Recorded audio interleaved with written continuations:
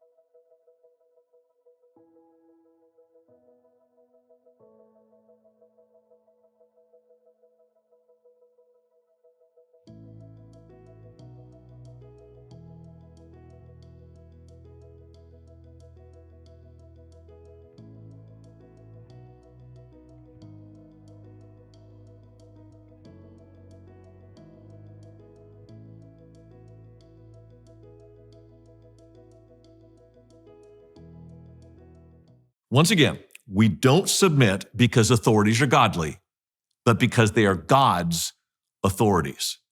And Peter's going to unpack that a little bit more, why this is so important, this issue of submission. So let's read together 1 Peter 3, verses 8 through 12, and answer this question. Have you ever repaid good for evil? I mean, seriously, have you ever repaid good for evil? What was the result? And you can be honest. Sometimes it's good, sometimes it's not. What was your result for doing that?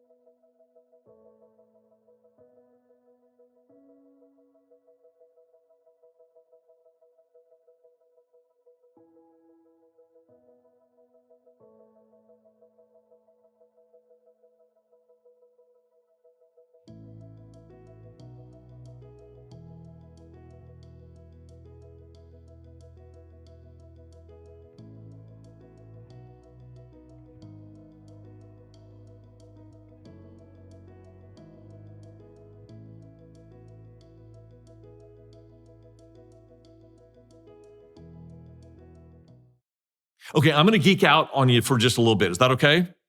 Peter is about to quote Psalm 34 in verses 10 through 12.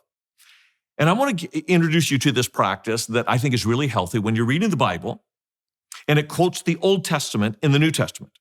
You should go back to the Old Testament and read not just the verses that were quoted, but the verses surrounding it. Why? Because the original listeners likely knew the entire context. And sometimes the context is as illuminating as the text that was quoted. What Peter quoted was just a portion of the Psalm, Psalm 34, 12 through 16. When I went back and read the whole Psalm, my eyes just about popped out of my head because this is the introduction to the Psalm. It's actually in the Hebrew text. It says, when he, that is David, pretended to be insane before Abimelech, who drove him away and he left. Now, the context is Saul is chasing David. So David goes into Philistia. He's running for his life. And he knows if he goes into Philistia and he submits to the king, like it's crazy. It's crazy. And he literally acted crazy. He let drool drip down his beard. He like, I'm a crazy man. And the king left him alone. It was him acting crazy that saved his life.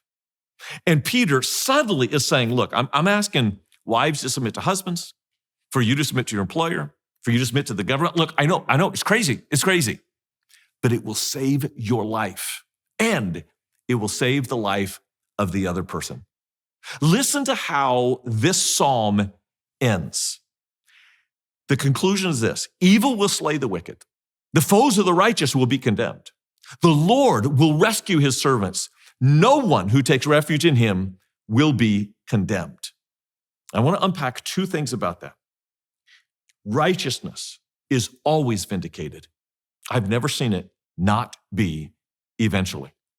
And I've counseled a lot of people who they're in an opposition situation where someone is persecuting them. And they go, but I'm right. I'm living God's laws. I'm obeying God. You submit to authorities, because when you do, over time, always righteousness is vindicated. And that not only will rescue you, God will rescue you, but it's the best chance for God to rescue the authorities over you. This is something that David did in Psalm 34 in that historical situation, and it's something that Jesus did, and it's something that he calls you to do. So let's read the following verses 13 through 17, and answer this question: have you ever suffered for doing good?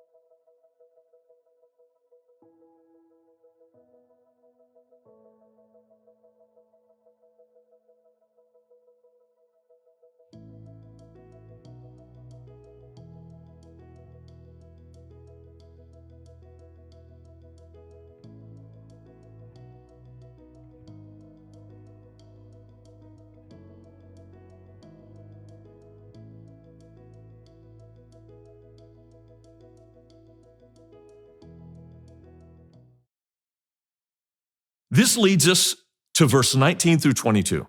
It is a strange passage, and scholars have debated what in the world does this mean. It's talking about Jesus after his resurrection. Verse 19 says, after being made alive, he went and made proclamation to the imprisoned spirits, to those who were disobedient long ago when God waited patiently in the days of Noah while the ark was being built. What in the world does that mean? I'm going to unpack that after you do this very important exercise. Okay, so I'm teasing you a little bit.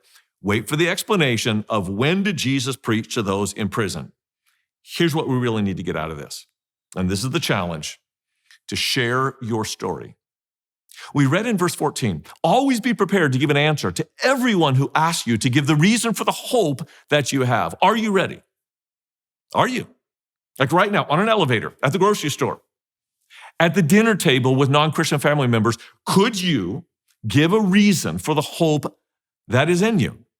So I'm going to ask for one, maybe two volunteers in your group right now to do this exercise. It is super simple.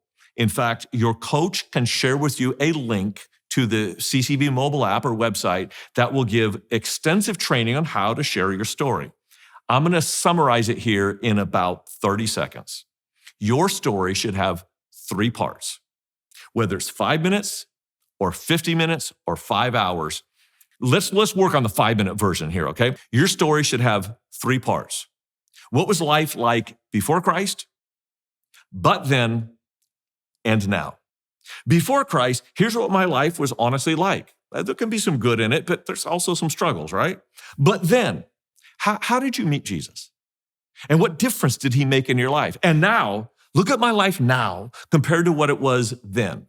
And for my preference, I would have the first part, if you're talking about 5 minutes, maybe 1 minute, maybe a minute and a half BC. And then 1 minute, maybe a minute and a half of how you met Jesus. And then the rest of the time, really the bulk of the time, what is life like now in Jesus? Because that's what's going to be most attractive for other people to come to Christ. All right, let's practice that. 1 or 2 volunteers, go.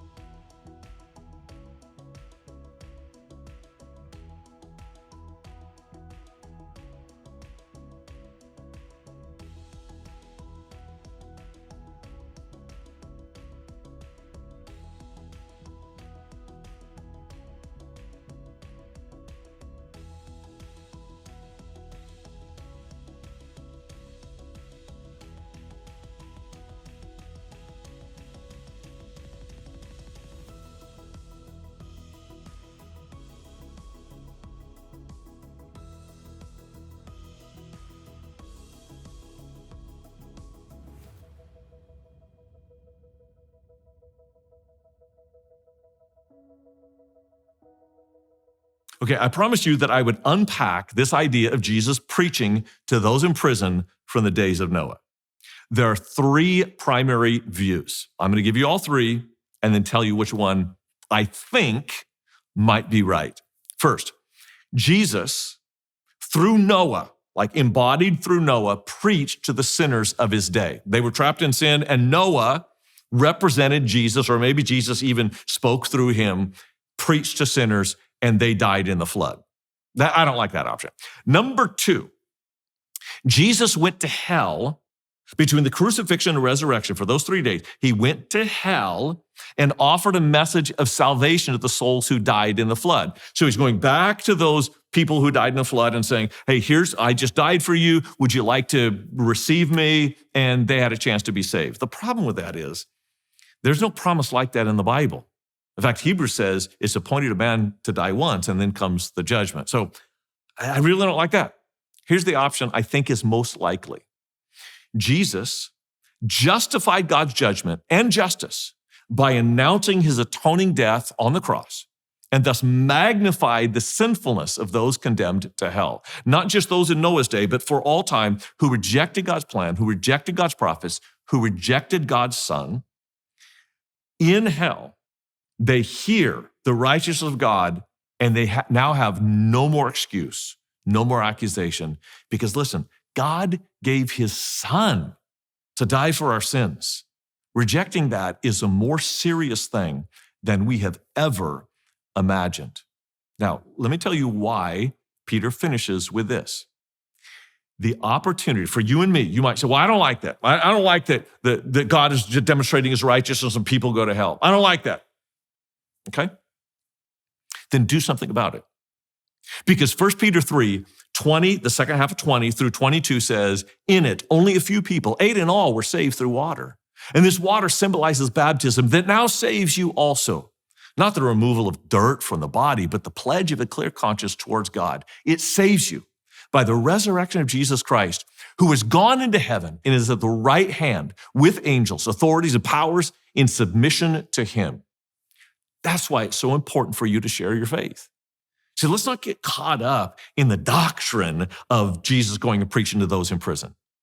Let's get swept up in the movement of going to a world in desperate need of Jesus Christ. Let's take some time right now in your group to pray about that and to pray for those who need to meet Jesus.